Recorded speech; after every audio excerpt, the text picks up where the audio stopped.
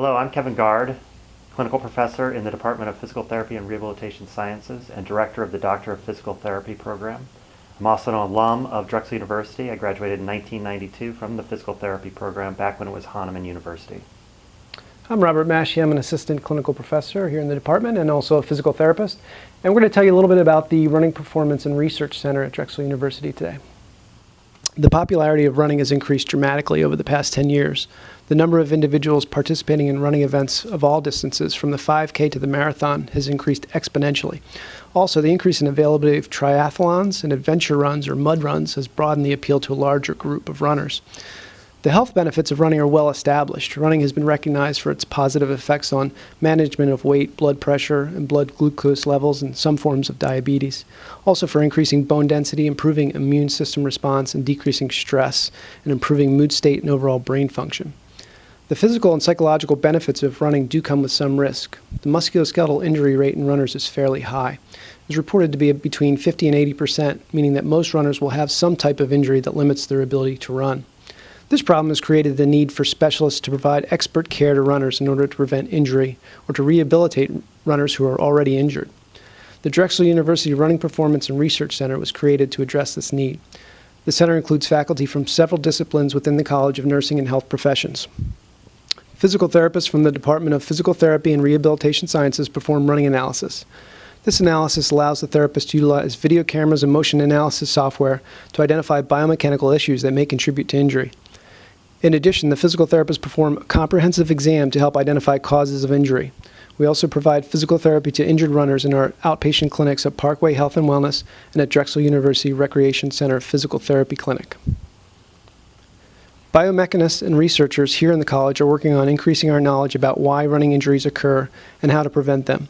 In our state-of-the-art motion analysis laboratory, faculty and staff utilize 3D motion analysis with multi-camera systems and force plates to analyze the forces and motions that occur during running. The research generated here helps improve our ability to care for a runner's health. Nutritionists and exercise physiologists from the Nutrition Sciences Department of the college perform testing and provide consultation regarding fitness, bone health, and diet. They measure aerobic capacity, metabolic rate, and bone density. These tests provide vital information about the quality of a runner's training program. Nutritionists provide analysis of a runner's food intake and make dietary recommendations to enhance stamina, endurance, and recovery. These factors are important to a holistic approach to injury prevention or recovery and to maximize running performance. Education of the running community is also a goal of the Running Center. The Running Lecture Series is a free educational program that occurs several times throughout the year. Speakers include faculty from the college and Drexel University, as well as outside speakers who are experts in the areas of running. Each lecture has a topic focus, and there's time allotted to ask questions of the speakers. The lectures typically provide information regarding injury prevention and rehabilitation, as well as tips for improving running performance. This program has become so popular that it is often completely filled to capacity, so we have added a live webcast of the program in real time, as well as posting the lectures on our website for runners to view at a later date. One of our most popular services is the running analysis. We perform running analysis on all types of runners, from beginners to professionals. Most of the runners who use this program have had some injury in the past and they want to avoid a recurrence, or they're currently injured and unable to run at their former level. Some runners who come in are not injured but want to prevent an injury in the future. The running analysis provides an important piece of information that is typically missing. There are specific movement patterns during running that may increase a runner's risk for injury. This is based on running research that has been done in motion analysis labs all around the world, and including in our own research lab here at Drexel University. Okay, Casey, what we're going to do first is assess a couple things related to your lower extremities. So you can just relax during this. First thing we're going to do is just look at the range of motion of your hip.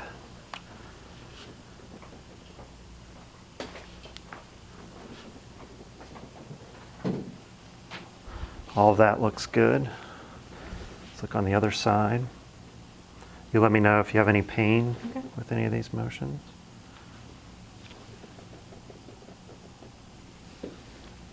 Good. Let's assess your hamstring flexibility now and see what that looks like. Oh, got a little work to do there. Does that feel tight? Very.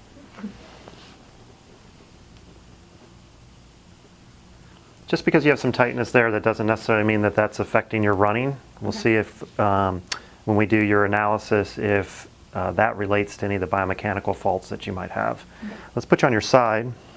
What we're going to do also is test the strength of your hip muscles right up here. So to do this, we're going to put you in a couple different positions. The first one is here, and I'm just going to have you lift your leg up to a little bit like there. Good. And I want you just to hold right there as I push down. Hold, hold, hold. Good. Now let's bring you back into this position here like this. Let's bring your hips forward, leg down like that, and then go ahead and just try and lift that leg up again. Good. And then hold right there for me. Let's roll your hips forward. Great. Hold right there. Good. That seems like it's a little more difficult for you. Okay. Now let's bring your leg up like this, and we're just going to rotate you out just a little bit, and I want you to hold right there in that position for me. Good. Not bad. All right, let's have you roll to your other side. What we'll do is we'll compare side to side to see how much symmetry you have, as well as just your overall strength. Okay, Casey, now what we're going to do is take a closer look at your foot and ankle, to look at some of the anatomic features of your ankle and see how those might relate to how you walk and run. Okay. What you can just do is relax. You're going to feel me push here on your foot, move your back and forth. Good. And now if I can just have you sit up for me. Sit right at the end of the table. I want to take a look at your overall arch height in a non-weight bearing position like this and get some idea of that. And then have you go ahead and stand up for me. We want to see what your arch and overall foot does as you weight bear through those. Okay. Can you see how your arch has collapsed a little bit compared to the way it was when you were standing? Mm-hmm. We'll see what happens when you ultimately run on your foot. Okay. All right. So Casey, the next thing we're going to have you do is we're going to look at how well you're able to control your trunk and your lower extremities as you do various activities. So the first one we want to do is we're going to do a single leg squat. Okay. And this activity, what we want to do is we're going to start with your left leg. We're going to have you try and squat down as far as you can without your heel coming off the ground. And you can choose to do whatever you want with the other leg. If you want to put it forward or you want to put it back, either way is fine. And we want you to do 3 repetitions of them. So it should look somewhat like down, up, like this. Okay? And while you do this, we're going to videotape you performing this activity. Good. Okay. So in this next activity, Casey, again, we're going to videotape you while you step down from this 8-inch step. Okay? So what I'd like you to do is actually put your left leg up on the step itself and go ahead and lift yourself up. And what I want you to do is position your right leg so that it's back just slightly, so that your toes are about even with your heel. Okay? And then what you're going to do is you're going to try and lower yourself down to just short of hitting with your heel on your right side, then come back up, and we're going to do that 3 times. Okay. All right? Get your balance. Yeah.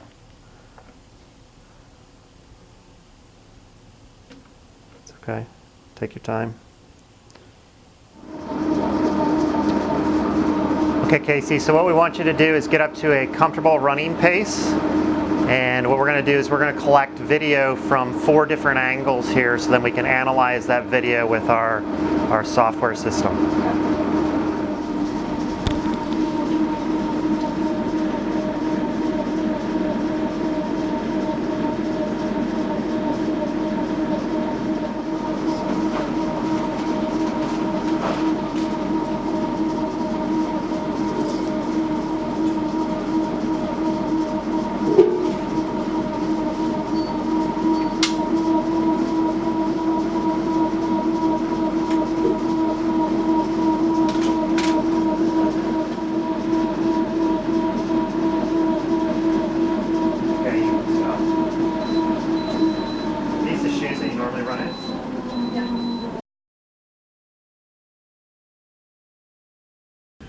My name is Dr. Claire Milner in the Department of Physical Therapy and Rehabilitation Sciences at Drexel University.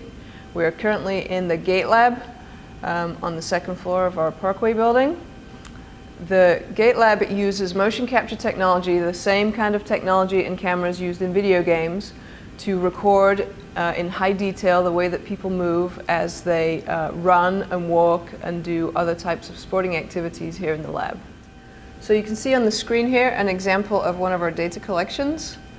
This is a person running across our laboratory floor, and as you can see, our software here is able to track movement of their different body parts and also the impact forces as they come into contact with the ground. That's an important consideration for runners who often get injuries which are related to higher impact forces. So we collect this data in the lab and then we process it through our other software. And we are able to convert those images of how the body parts are moving into angles. Here you can see a knee angle, how much the knee is bending and straightening as the person takes a couple of strides in the lab. Here we're looking what's happening at the ankle. So we're able to gather in fine detail how all of the joints of the lower extremity are moving and relate that to differences between people who get injuries, overuse injuries such as IT band syndrome or patellofemoral pain, which are really common in runners. Try and relate that to the way that they're moving and any slight deviations that we may want to address and maybe take them into a gait retraining program over in the clinic.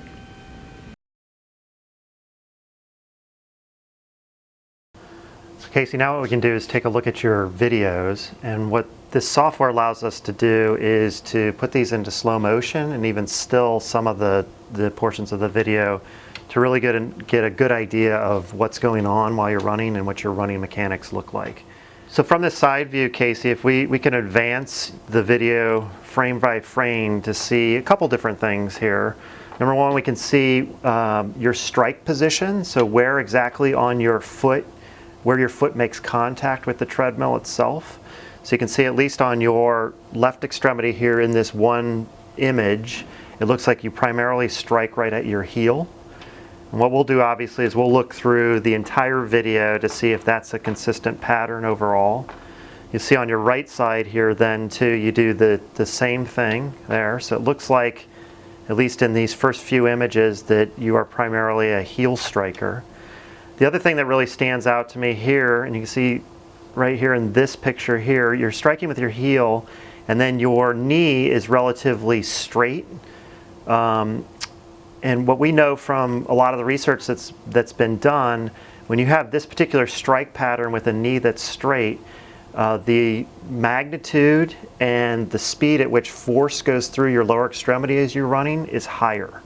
So essentially what that means to you is over time, as you continue to run and you get more and more forces that are applied to your lower extremity, your risk for injury tends to increase. So there are a couple of suggestions that we can make to help change this form that may help lessen the forces that go through your leg and may, over time, help prevent injury. So one of the recommendations that we make for runners that have this type of running pattern is to count what we refer to as your cadence, the number of steps you take per minute while you're running. An easy way to do that is when you're out running, if you run with a watch, is to count the number of times your right foot hits the ground in a 20-second period of time. The number that we're trying to achieve there is 30, because what 30 translates to is 90 steps per minute for your one leg, and then if we multiply that by 2 for both of your legs, that gets us to 180. And 180 steps is kind of the number that we shoot for. That number is thought to sort of be the gold standard in terms of number of steps you should take while you're running. So with your cadence, if we counted your cadence, and we can do that through your video, you might come up at 25 or 26. Okay. And I'll count that number for you so you'll know where your starting point is, and then we'll know that we're going to gradually try and work towards that 30 number to hopefully change your mechanics and change the harmful forces that are going through your legs.